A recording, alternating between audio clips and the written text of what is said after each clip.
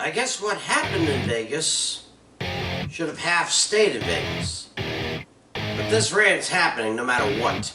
I'm Chris Wolvie, the wrestling vlog who always tells it like it is.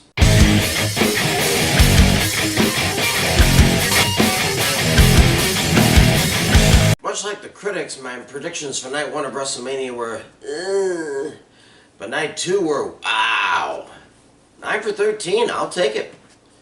By the way, I'm fighting a nasty cough for a while now, so apologize in advance. In any case, the 2 weeks after WrestleMania have been off and on with the good news, apparently more on the off side, so I'm going to ramble my way through some of the big stories. Here we go! Of course, the big shock of WrestleMania was Brock Lesnar. Not that he lost so epically to Omafemi, that was a given. No, it was the fact that he took off his gloves and wrestling boots in the ring to signify his retirement from the sport. Needless to say, Lesnar has had an interesting quarter century, including his defection to UFC for a while. I was just hoping he would have waited for Gunther to retire him, to put that feather alongside the ones for Goldberg, Cena, and Styles. And you thought Ethan Page was all ego. Well, have a nice retirement, Brock. Let's hope we see you in the Hall of Fame next year. I physically shivered when Roman Reigns won the World Heavyweight Championship from Phillip Brooks. As stated, I didn't want either to win, and I picked Reigns with a coin toss. However, it seems my fears might, a big might, but it might nonetheless, be for naught. He said in the post-show that the part-time crap was over.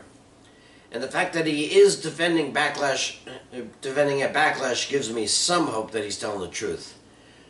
We'll just have to wait to see if he defends on other PLEs before SummerSlam. For now, I'll give him the benefit of the doubt, but I'll be watching closely, Reigns. Don't get me to call you a part-timer again. What do I want to talk about? About how Cody Rhodes was booed immensely in his match against Randy Orton, but then 2 cheap shots by Orton after the match, the crack of the WWE title across the knockdown followed by a punt, made Rhodes a face again. Now that Gunther seems to be contending for a while, I doubt we'll be hearing from Orton for a while. He got pretty bloodied in that match too, but make no mistake, he will be back to get number 15, and to at least tie Ric Flair before he hangs up his boots. As for Rhodes, dude, pick a side! Over 24 superstars were released over the last 2 weeks. Most I could understand, though some I think should have been given to other less prominent stars, but what really stung me was the release of all of the Wyatt Six.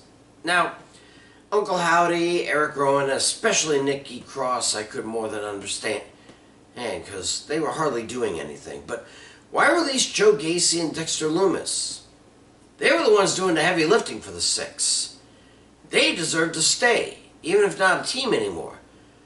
Why didn't they make Lumis back into a mute Escanor from Seven Deadly Sins wannabe and Gacy back into a psychotic lover of pain? The gutting of talent as well as the mass exodus to the main rosters have greatly diminished NXT's greatest asset, their women's division. There used to be as many women in NXT as there were non-tag team connected men. I mean, I can understand if they announced this as another women's revolution, but I dare say there's hardly enough to justify a women's North American title. Bit of a shame, really, being WWE's first secondary women's title to compete with AEW's TBS title, but unless an influx comes in from Evolve, LFG, TNA, AAA, and or WWE ID, it seems the deepest women's division in professional wrestling has been drained. Lastly, an interesting side note I heard on Facebook. As you know, Naomi just had her child when she gave up the women's world title to have. Well, at WrestleMania, Bianca Belair revealed that she is quite pregnant herself, hence why the AEST's return has been delayed. But that's not what's interesting. See, according to the post I heard, both Naomi's and Belair's last matches before becoming pregnant were both triple threats with Rhea Ripley and Io Sky involved. Huh. that's true, and I haven't validated it quite yet. I have to wonder what it is about fighting those two besties that made them ovulate like that. Here's hoping we have a WrestleMania 43, or a world where that can take place.